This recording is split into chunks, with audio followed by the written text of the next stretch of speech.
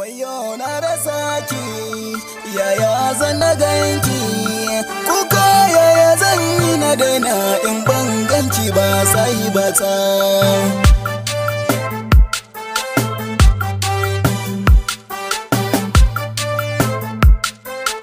Yanzu na rasa komai, na rasa ki ya bar kauna ta yar uwa.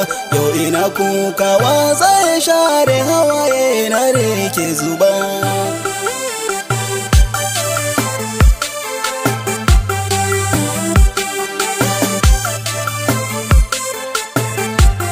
Rabuwar soyayya babu daɗi, zan yi bayani.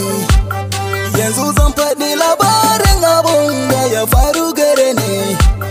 Rabuwa da mutum da na zurfafawa so ya taɓa ni. Son zuci iyaye suka nuna da ni da ita su ga su raba.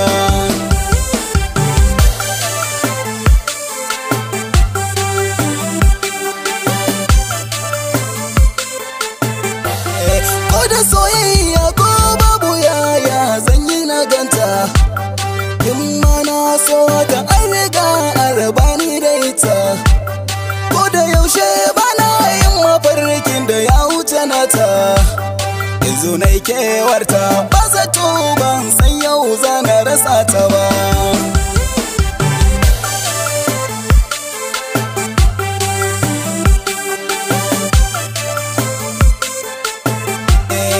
Ya sanya iyaye kewa ‘ya'yansu auren dole.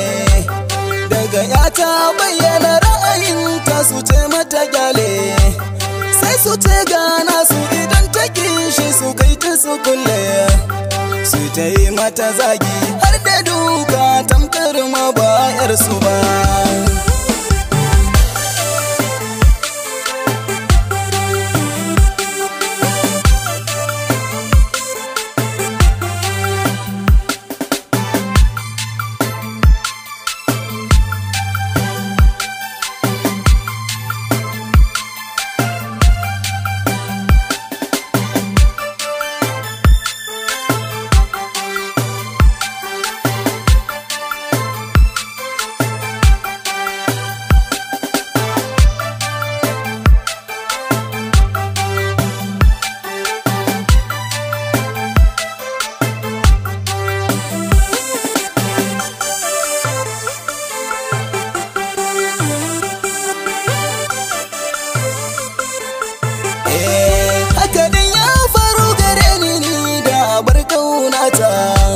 Soyayya ta wada nata ya wuce ma a misalta.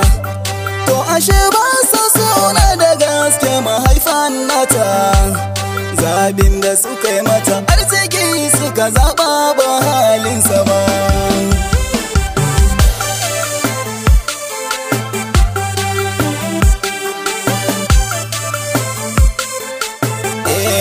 A garin Tursasawa suka yi mata dukan kota. Nan suka yi mata jina-jina don rashi na fahimta. Nan take ta shurani da su duka mun karasa ta. Ƙarshe sai suka koma yin nadamar da ba zai amfane su ba.